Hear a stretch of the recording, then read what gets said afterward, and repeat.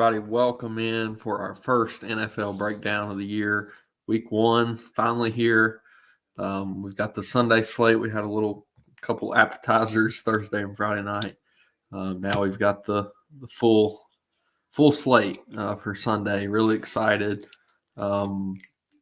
Picked up this weekend baseball. Picked up a 4-4 ticket. So tomorrow's going to be a fun one. Looking, building that lineup out tonight. Maybe talking through it here on the show will help out some as well. If you guys have any questions, feel free to drop them in the chat. I'll be around in our Discord as well, which you can get access to in the link in the description of the video. You can choose an NFL package, or you can do the all sports, and we have tons of those going on right now. We just kind of wrapped up the college football slate. We cover those each and every day of the week that they are. 3 slates every Saturday with the main, the night, and the late night. And then, of course, NFL and many other sports as well.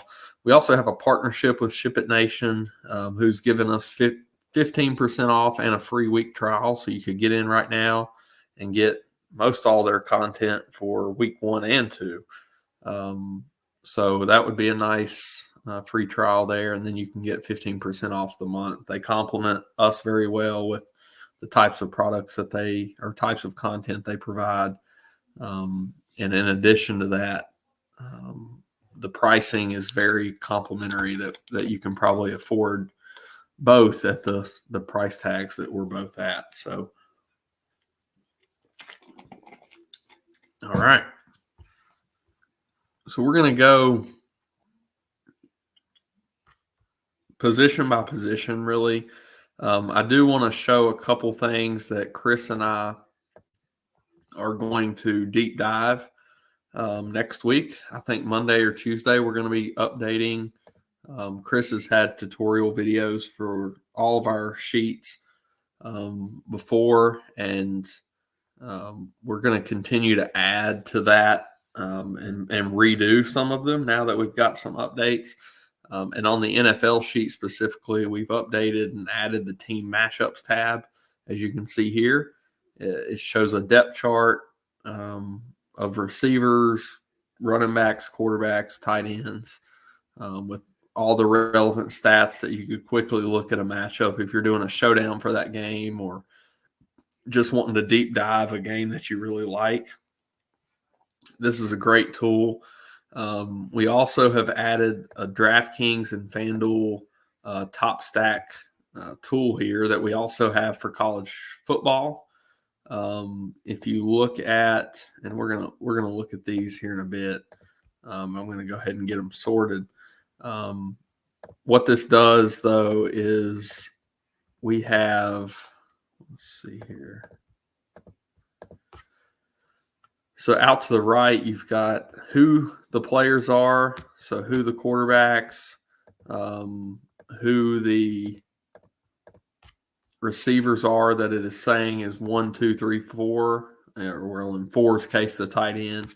And then what it's doing is looking at each double stack to see, all right, which double stack is projecting the best, both overall projection and point per dollar. And then we're looking at which one of those is the best. So out of the entire slate. So we'll deep dive that here in a bit after we go position by position. Same thing for FanDuel here as well. So let me go ahead and get those sorted, and then we'll come back to them here later on. Going to try to keep these shows quick. We are doing them on going to try to do these on Saturday nights for the most part for the year. And we're going to kind of go, like I said, in college, we usually go game by game. Here, we're going to go position by position and just break it down that way. Talk about some stacks, talk about, our favorite overall plays and things like that. Talk through the position and the building process. So a little different. We're going to take some feedback and see which one of those everybody likes the most. So be sure to shoot your suggestions even while we're here on live, and questions as we go through here. So we'll start at quarterback. Top price this week is Josh Allen at 8K. He's over of the top guys. I think he's by far. I wouldn't say by far, but he's definitely my favorite in that top range. We did get a little bit of value that we'll get to at receiver that I think opens up Josh Allen a little bit more to get up to him. Whereas before probably the mid range really was the definite way I was going to go. Now Allen's back in the conversation for my single lineup. 8K, good matchup against Arizona. We know he lost Diggs, but Diggs wasn't super effective last year, so I still think he'll be fine. Dropping down slightly, you've got CJ Stroud, who would be the only other guy above 7K that I really have a ton of interest in. And Stroud, coming off a really good year, gets Indy, one of the better game environments of the week here, with Anthony Richardson on the other side. So I could see going to Stroud in tournaments at 7,500, and you could pair him up with a couple of those receivers that he has, including Diggs there. So Richardson is down in the mid-range. You've got Trevor Lawrence, a ton of guys, and this is where ownership is going to go on this slate, is probably in this mid-range with Anthony Richardson probably getting the most at the quarterback position. Trevor Lawrence looks really good, and another one of the top couple game environments of the slate. If you look at the odds board here, you've got Houston, Indy's 48.5, Jacksonville, Miami's 49, and then you've got 47 for Buffalo, Arizona. If you're playing on FanDuel, I think they are including the Sunday night game, which is a 52.5. So I think you definitely push some exposure to that one on FanDuel if you're playing over there, which is probably what I'll do. I'm going to throw one lineup in on FanDuel, and I think that's the way that I'll go, is probably go to that later game. If you are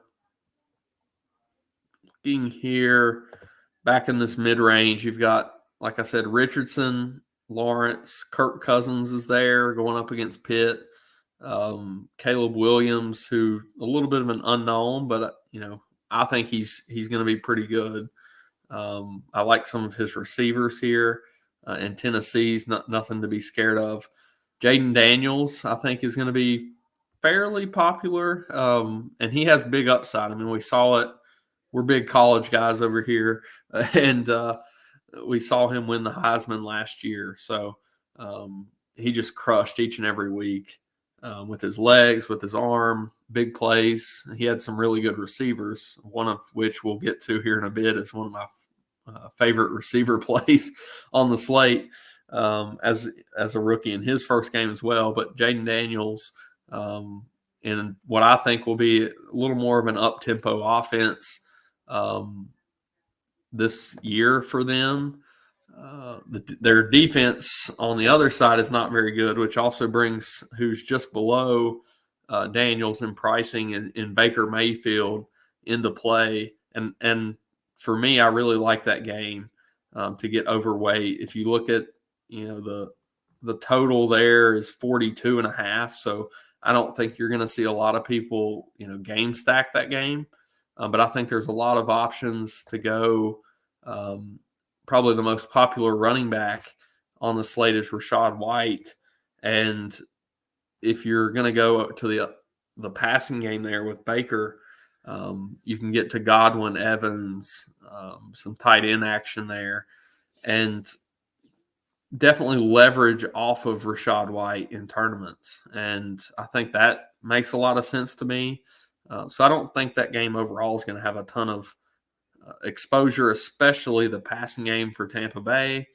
I think Daniels gets some ownership. I don't know how many people will really go hard at stacking him with anybody outside of like a Terry McLaurin. So overall, on the slate. I haven't done my rankings yet. I'm going to have those up here in just a bit, right after we get off the show for tomorrow, which is going to really start to look at my favorite overall plays on the slate, not necessarily tournament rankings, which is a lot of what I was doing last year on these when I did the rankings. In this mid-range, I would go top overall Richardson, then Lawrence, then Daniels, then Baker, and then Caleb Williams, and then Kirk Cousins is the way I'm leaning right now. And then we just got a wrench thrown into things on this slate as a whole with a couple of different values. Justin Fields at the quarterback position is $5K. He'll look to get the start. Is everything I'm reading is saying that he will start tomorrow for Pittsburgh. I'm not sure how he did not beat out Russell Wilson to start with in the offseason. That surprised me to begin with. But I think at $5K, I think he's a really good cash option if you need the salary.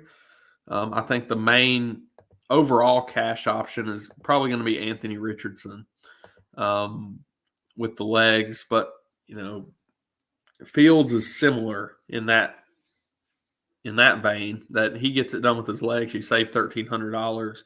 It just kind of depends, I think, as you start to play around with builds. And I'll have a core for both cash and tournaments, I believe, just like I'm doing with college. And then I'll have one general on FanDuel as well posted to the sheet. So Fields doesn't seem to be getting a ton of ownership here at $5K. But again, I think he really would be a somewhat popular quarterback option. I think for me, if I have the salary, I would rather play Anthony Richardson. I think this Atlanta defense is going to be pretty good this year. With Judon coming over, they've got some enhancements in the secondary as well.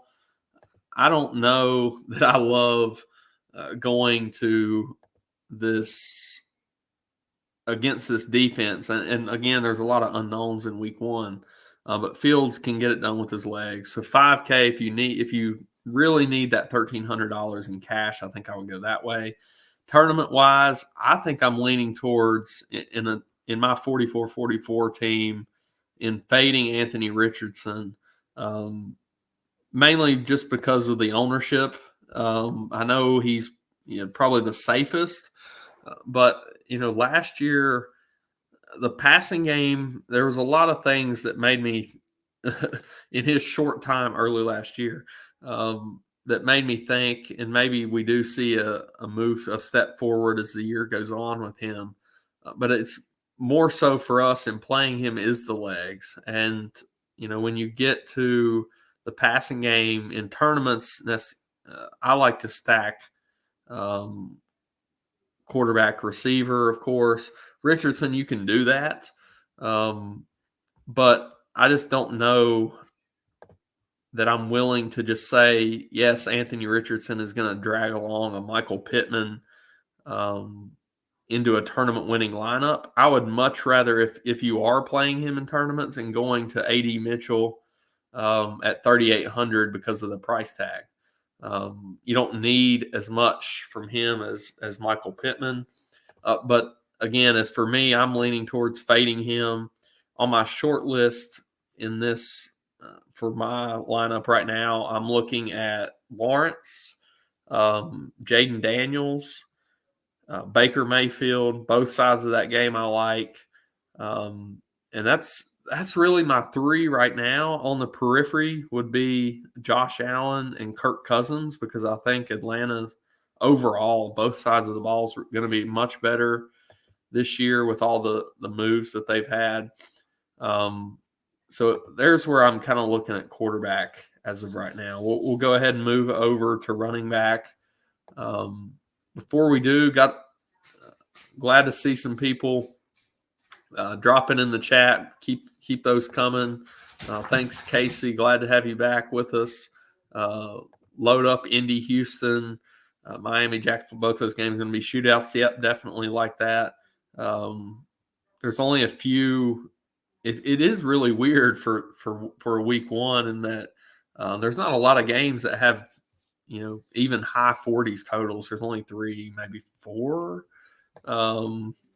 So yeah, I think there's definitely merit to going to some of those games. Yeah, there's 47 for Buffalo.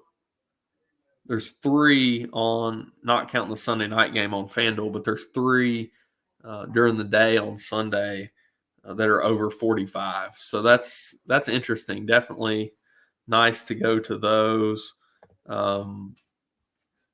Herbert and Harbaugh roll. Herbert in the Millie lineup. Yeah, we'll touch on a couple of these guys. So Chris mentioned Tua, who I think was on the winner week one last year.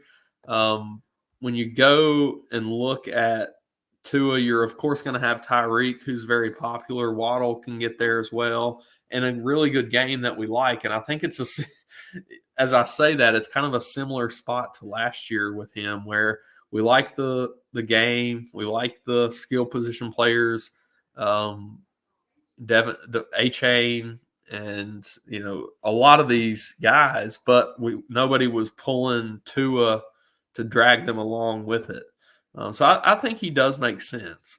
He would, to me, though, he's behind Allen, Stroud at the top, and I do like to drop down a little bit. I guess this is we'll spend a little more time on quarterback because I think talking through the stacking options and reasoning as to why I'm thinking or not thinking of going to these. There's a couple more. Somebody mentioned Justin Herbert. I don't think I can go there with the new scheme. He's going to be completely unowned. I see Harbaugh trying to run and I don't see a big DFS game out of him, but I could be wrong. Joe Burrow and Kyler Murray back in the mid-upper 6s. If I was to go there, and I think as I just refreshed our stack tool, I think Joe and Cincy were at the top, mostly because of the cheap receiver now that's coming in to projections. But Burrow has a very good matchup with New England, who I think is going to be one of the worst teams in the league. 6,500, you've got all the question marks of, is how much is Chase going to play? You got T. Higgins out tomorrow. I think he could go slightly under the radar here.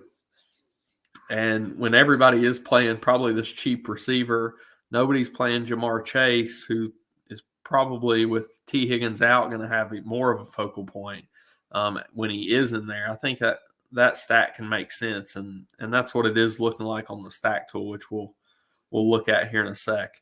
Kyler Murray is the other guy on the other side of the Buffalo game. A lot of people are expecting a step forward for Kyler this year. I don't know that I'm there in week one. I just don't, he's not shown that he wants to really run and provide a lot of upside with his legs. Yeah, Richardson definitely too cheap at 63. I think that in a, optimal cash type lineup, that's where I would plug in to start is Richardson. And then again, like I said earlier, depending on if you need that salary, I think you could make an argument to drop off to Fields. But we'll kind of see where that I'll have one of those two in my cash core on the side as I play around and see where I fall. I'm going to guess you don't need the Field salary just kind of right off because you've got the cheap receiver there for Cincy that we'll get to. That's where I'm leaning as of now. So I think Richardson's definitely the cash quarterback. Buck stack, yep. Just talked about that one. So love that game, and I think that those 3 there are great leverage off of Rachaad White, who projects to be pretty popular. So let's move ahead to running back and we're not going to spend as much time on running back and receiver. And then we'll drop back and talk about the stack tools and what those are showing. So at running back, you've got Bijan Robinson would be my favorite priced up play. Kamara is projected for quite a bit of ownership. Rachaad White projected for quite a bit of ownership in the mid-tier and the sixes. Out of those, I think being underweight, and again, keeping this trend, underweight on Rachaad White. And it's not even the fact that I'm hoping that the role is slightly different with Bucky Irving in there. I think it's just a matter of, he wasn't that great, per carry and things like that. It was just a volume thing last year. Washington is another, decent matchup. The defense is not very good, but I think I would rather take leverage with the passing game there, who has quite a bit of upside. Kamara, he's going to get involved in that passing game. The only worry with him is always just the vulturing of touchdowns from Taysom Hill or somebody else, I guess. A-Chain at 68 is a fine play in a great game environment. We know what his upside has looked like. If you keep going down, Kenny Walker, I think, is a really good play at 61 against Denver, who was abysmal last year.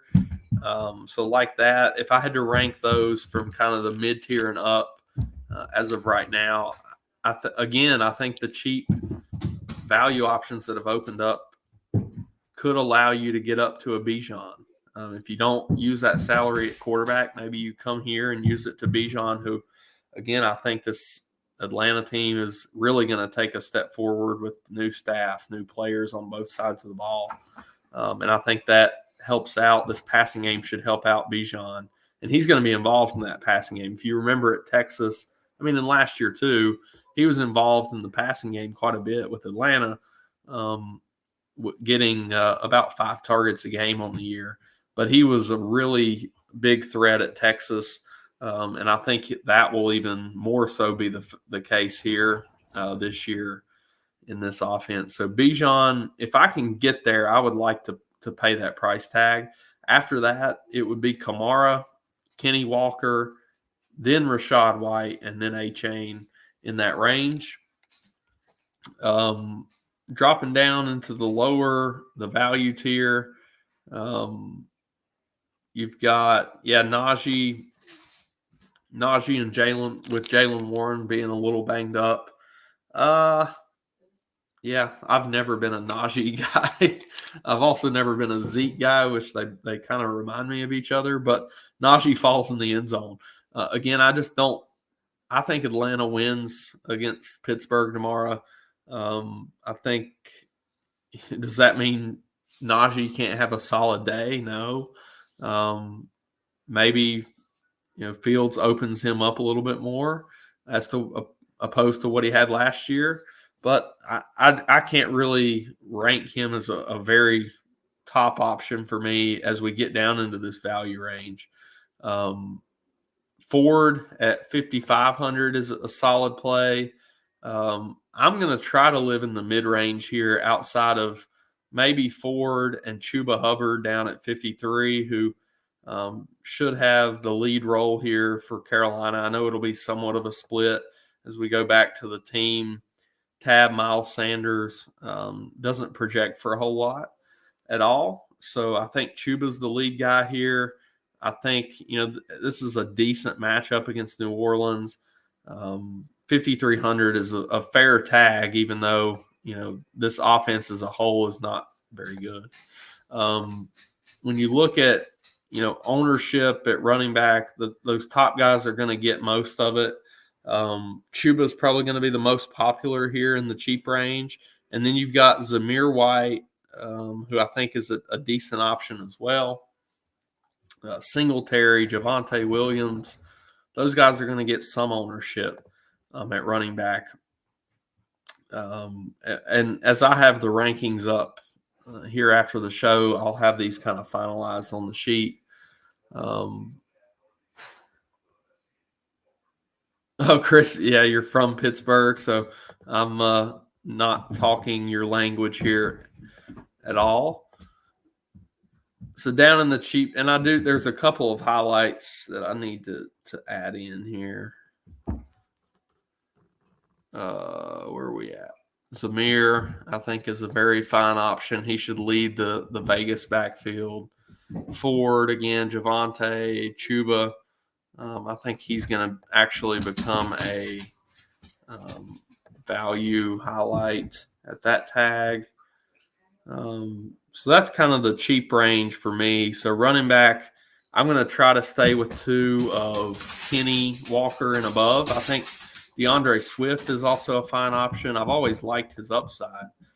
He just hasn't really been given the opportunity, in my opinion, that he needs. So let's say from 6K and above, I'm going to try to stay with 2 of those in my lineups as opposed to coming down here because I think there's a lot of volatility when you get down into this range. But also, that could be a good thing for tournaments with Chuba and some of these guys. But in terms of cash games, I'll kind of leave it with that. Rashad White is probably where you're going to start, and Alvin Kamara.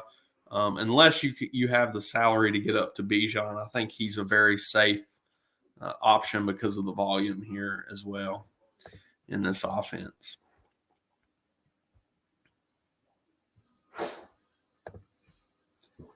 Yeah, so there's a player with an odd name. That's the guy who I've been referring to with the cheap value that's opened up. So we're going to get there right now as we transition into receiver. But we'll start at the top. So Tyreek would be the number 1 overall option for sure. You've got CD there who's expected to play. We need to update that. It's feeding in as IR because he is technically on the IR. But everything says he's expected to play. Jamar Chase also expected to play. Devontae Adams. You've got him at 75. Out of these top guys here, Tyreek is really the main guy that I have interest in. Mike Evans a little bit as well in those Tampa Bay stacks.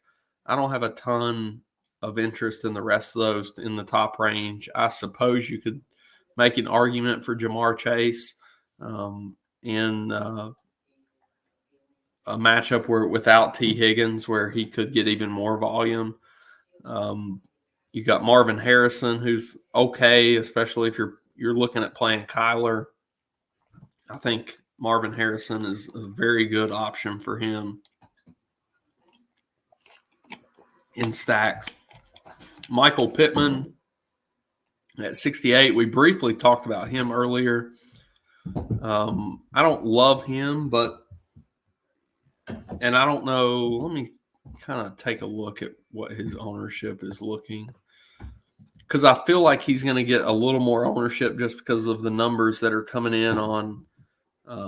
He's going to be one of the top 5 owned receivers, which again, to me, I want to be a little underweight on Indy. Whether that's ends up right or wrong, I think it's the play that I want to make. Take that leverage there and do other stuff with that. But in this mid-tier where I think a lot of the really good receiving options come in, you've got this 58 to 6K range where you have Drake London, Malik Neighbors, Chris Godwin. Malik Neighbors, who I mentioned earlier when I was talking about Jaden Daniels when they were at LSU together last year. Neighbors is going to be the focal point of this Giants offense, whether that means that Daniel Jones can get him the ball. I don't know. But 5,900, I think, is a fair tag to try to find out and just take the volume and hope that gets there. So it's this Andre Eov. I'm going to butcher the name, but Eovas. I don't know. We'll get there in a sec. Godwin, Again, really like him. He would be my favorite of the Tampa Bay receivers. Then Drake London, who I mentioned that I really like this offense. Kirk Cousins, I think bumps him up from what he's had over the last couple years. Tank Dell and Christian Kirk are both very in play as well. Kirk should be the lead guy for Jacksonville if you're playing Trevor Lawrence. Evan Ingram at tight end is another fine option for them as well. But that's kind of that mid-range looks very, very strong. If you're playing Baker, I think you come in here and play Godwin and maybe another one of the others. If you're playing Kirk Cousins, you probably play London and one of these others. Probably like London Neighbors, something like that, and go from there. So as we drop into the value tier, we've got Brian Thomas, who if you're playing those Lawrence stacks, I think Brian Thomas, also coming from LSU, just like Neighbors, is a very good upside play, who I don't know how much they necessarily trust him, but I think he has big upside, and they're going to give him opportunity. They drafted him fairly early here, and I think Jacksonville can make the most out of Brian Thomas. And he was the guy. So you had Neighbors, who was kind of the both big play and possession guy. Brian Thomas was opposite him last year with Jaden Daniels, and he was the big play threat. He could have some games where he dudded, but he also had games where he just mega smashed. So that's kind of what you're getting, similar to a guy who were also on the same team with Jacksonville, and Gabe Davis, who done that for years with Josh Allen. I think that continues here, but I think he's a fair price, especially, again, if you're playing Trevor Lawrence. Roma Dunze, if you're playing Chicago, I think he's too cheap. I think he'll be in that mid-fives tier as we move over the next few weeks. I think he's going to be a really good pairing with Caleb Williams. So if you're doing that this week, I think you can go there.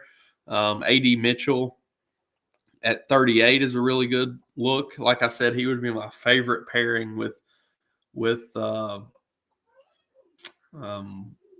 Anthony Richardson.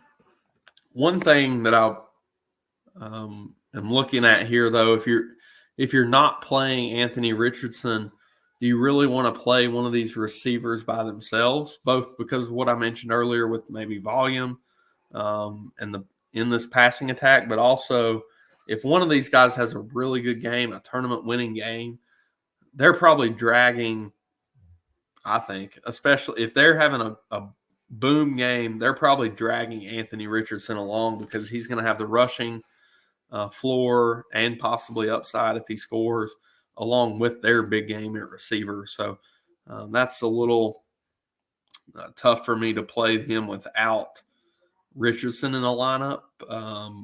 Jermaine Burton is the rookie out of Alabama for Cincinnati. There's been some weird reports from him at camp, though. But he's going to get an immediate step in, kind of like the min price guy down here. We'll just go ahead and touch on him. Eovas. Somebody tell me how to pronounce this name. That would be great. Maybe, hey, we'll just figure it out together here. We're gonna do speech, or text to speech, and we're just gonna go with how that says it. And I still probably won't be able to do it. He's got to have a nickname. He's got to have a nickname. We got to figure this out here.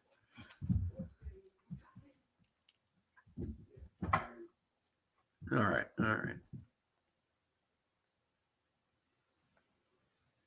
Great content for the night.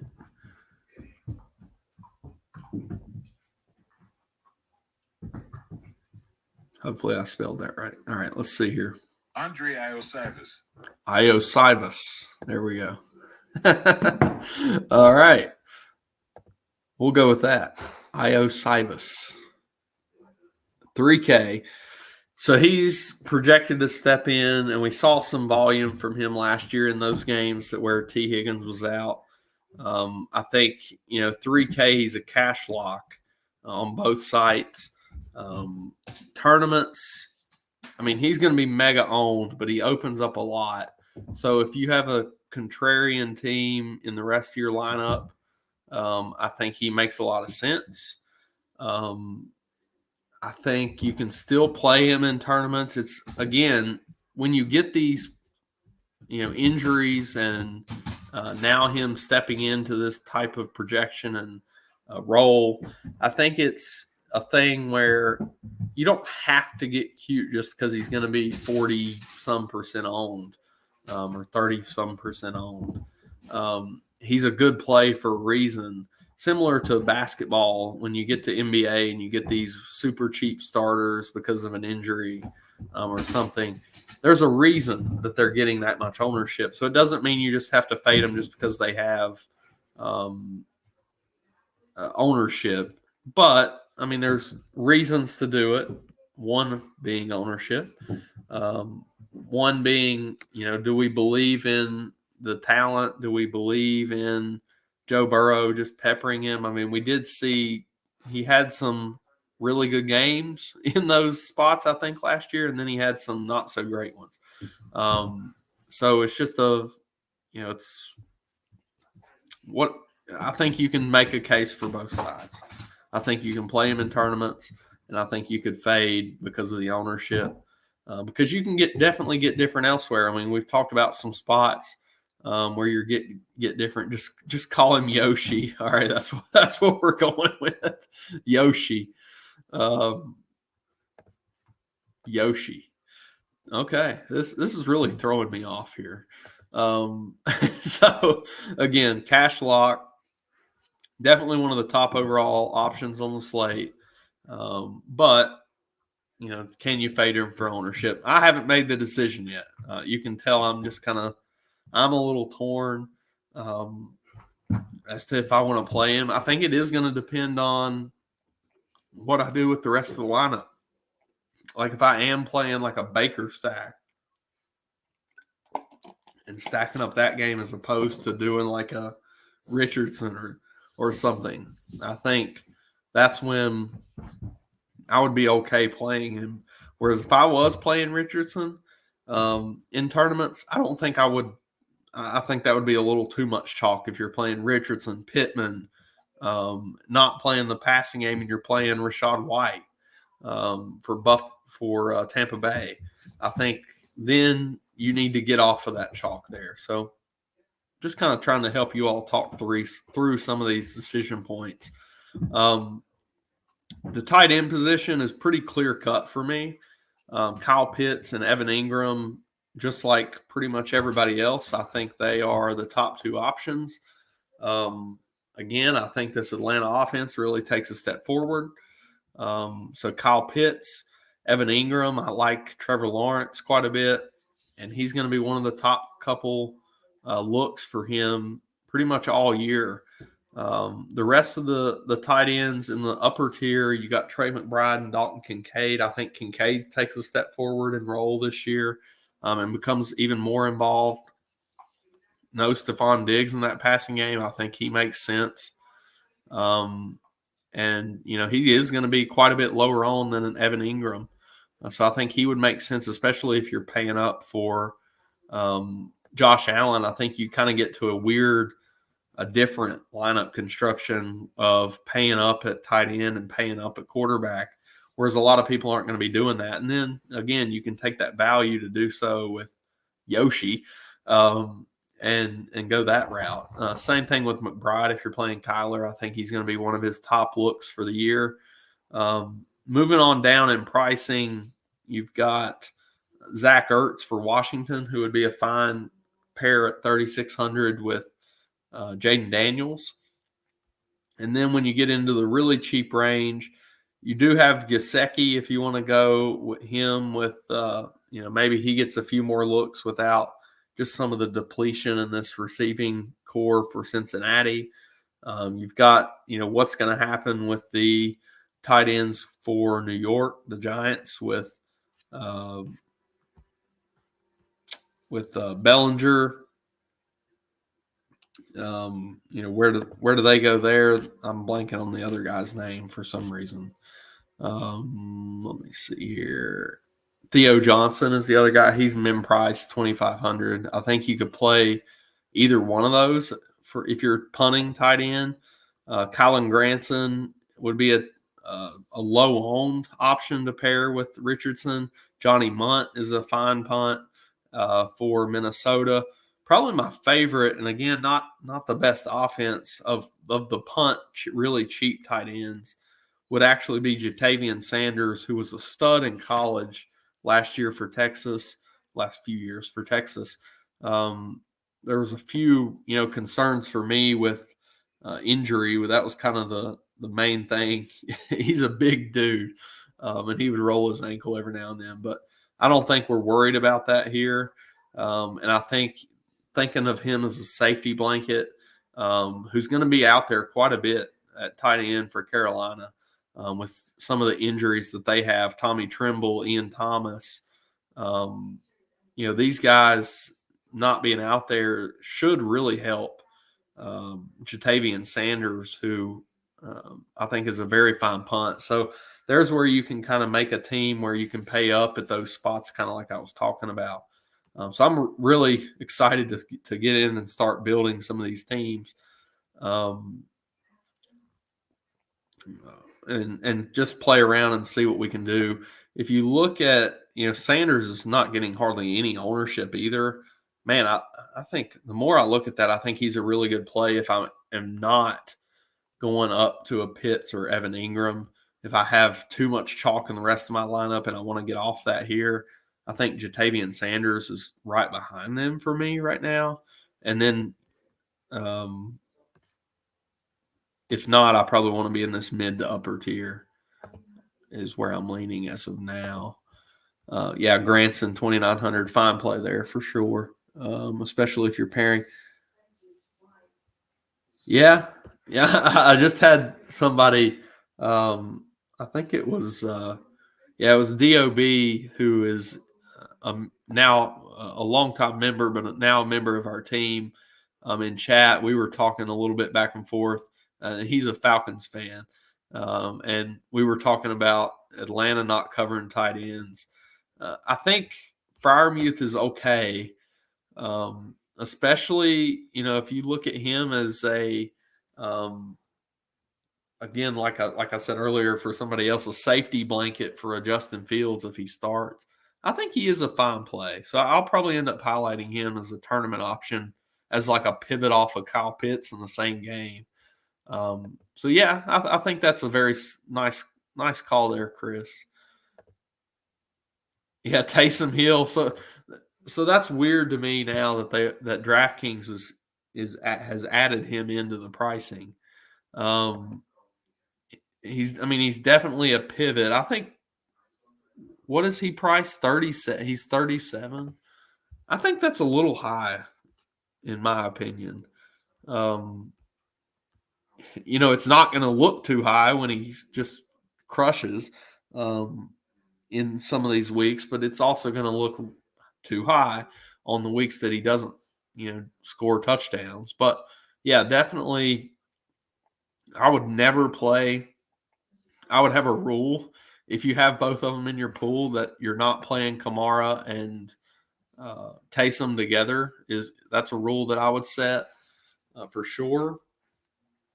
I think both of those are solid calls. I think I'll probably highlight those as tournament secondary options at the tight end position, both Freiermuth and Taysom. At defense, we'll keep this quick, and then we'll look at this top stacks tool and probably get out of here. If you look at defense, I'm always looking for somebody who's going to, bring a lot of pressure, get sacks, create turnovers, create a lot of variance at the position. And if you look last year, and there's a lot of scheme changes, Minnesota was one of the highest blitzing teams on the year. I think they're a fine option against the Giants and Danny Dimes, who we know can turn it over like no one else. I think Tampa Bay is okay. as well, going up against Washington. Kind of an unknown quarterback at this level, first game ever in the NFL, and the offensive line is horrific for Washington, so I think they're fine as well. Cincinnati going up against just a bad team in New England. Seattle going up against Bo Nix, who a lot of people are high on. I'm not really that high on him at this level. He was morphed into a pretty solid college quarterback, but I'm not really impressed as to what I expect for his prospects. And this Seattle defense is pretty solid, in my opinion. Cleveland, I think they're a very interesting one at 31. I think Dallas is, I think this is just an underprice, really, for one of the better defenses in the league. Going up against Dallas, who, in my opinion, isn't going to have a running game. And then you've got, CD with just kind of a weird offseason. I think he'll, of course, be fine. But you've got Brandon Cooks, Tolbert, and Turpin. I'm not really scared of that. Dak, he can be he can have some really good games, and he can turn it over. Though, so I think the Cleveland defense is very interesting to me. Let's see. We got a couple. Josh is saying Cardinals at 24. Yeah, I don't know. I don't know that I'll go there. I think I don't see a down drop off for Josh Allen here, at least yet. In my opinion, I would need to see that before I could play a Cardinals defense who's really bad against him, in my opinion. Chicago, yeah, they're going up against Tennessee at 34. Again, they're okay. Nothing that I'm really leaning one way or another against. The two value options that stand out to me are the Chargers, with Harbaugh coming in, going up against Minshew and Las Vegas. And then you've got Carolina at min price for what we have on the slate, 2,400, going up against Derek Carr in New Orleans. I think that could be an okay look for sure. I feel like I've talked that I'm a little too high on Carolina. Their defense, their tight end, punt, their cheap running back. Oh Lord, I'm gonna have to make sure I don't play too many of these players. Yeah, it is all you need. I mean, so this is kind of like a showdown theory, that I have sometimes. You could play Josh Allen and this defense technically at minimum price, because if he does throw a pick six, and this is more so Josh Allen maybe earlier in his career, but he still does it. I mean, he has games where he still does this for sure. He did last year.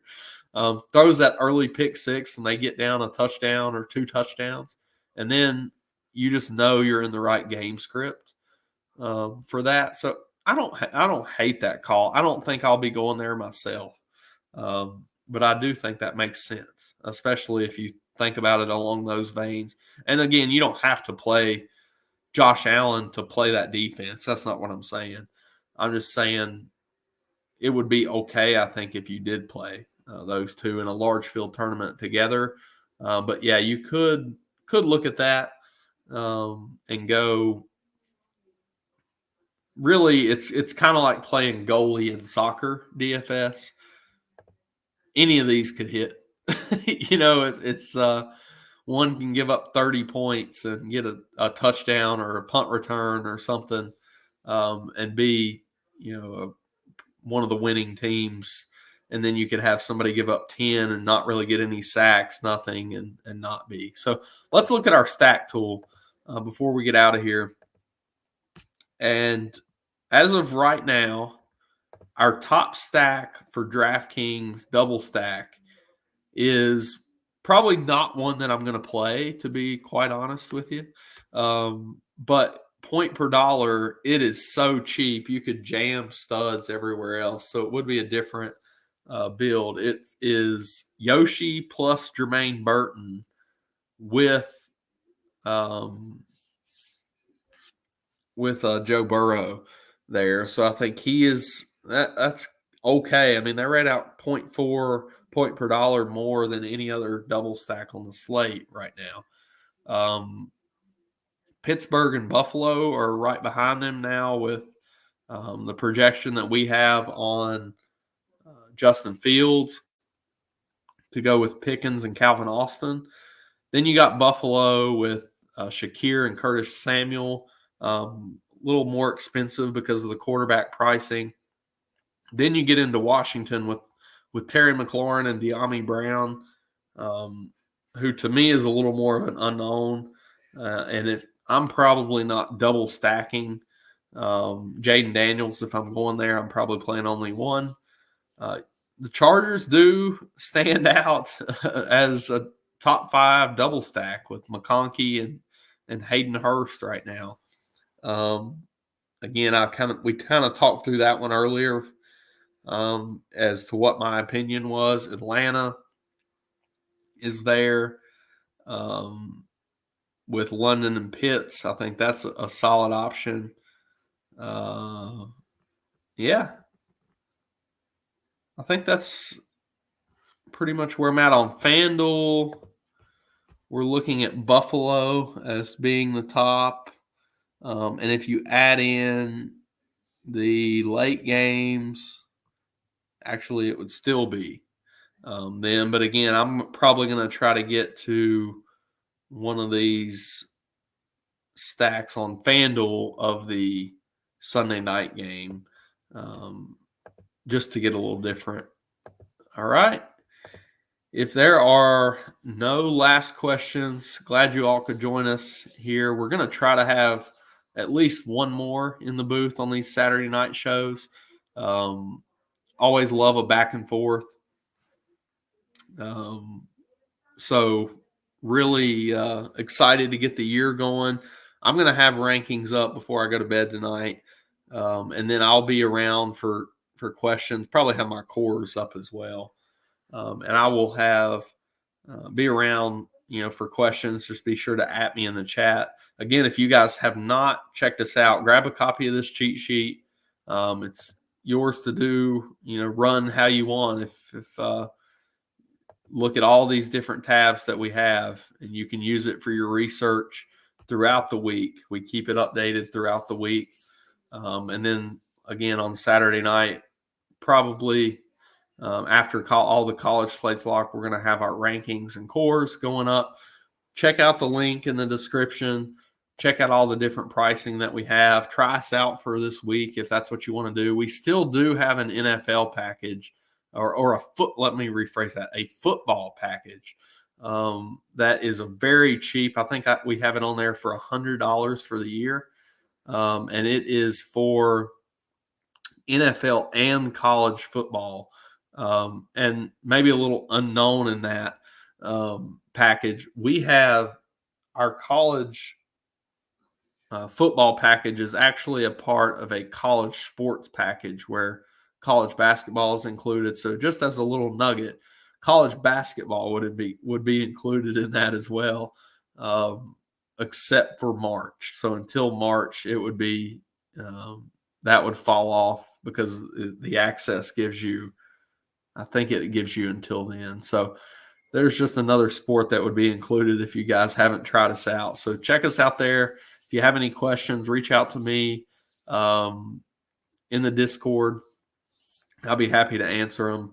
Good luck to everybody this week. And again, be sure to check out the ranks and cores. That'll be up later tonight. Let's have a very solid week one. Hopefully I can at least cash this 44-44 ticket that I won from baseball.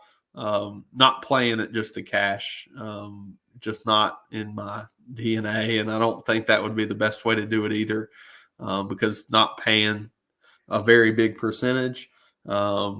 So you still got to play a tournament type lineup to get even in the cash. So hopefully we can knock that one off. Maybe we'll have a huge win coming back for week 2. That would be nice. So good luck to everybody this week. I'll be around, and we'll see you next time.